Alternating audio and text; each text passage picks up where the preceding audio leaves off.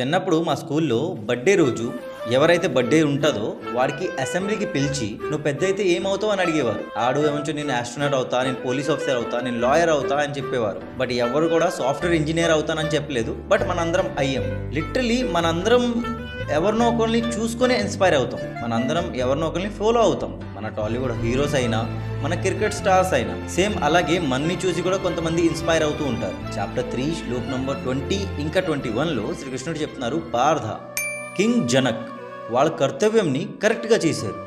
ఈ యుద్ధంలో పోరాడి వాళ్ళ కర్మంని వాళ్ళు కంప్లీట్ చేశారు.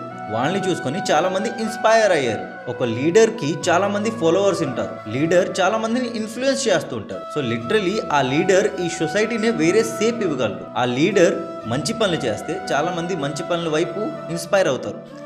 ఆ లీడర్ చెడు పనులు చేస్తే చాలా మంది చెడు పనుల వైపు ఇన్స్పైర్ అవుతారు. సో మిమ్మల్ని చూసి కూడా చాలా మంది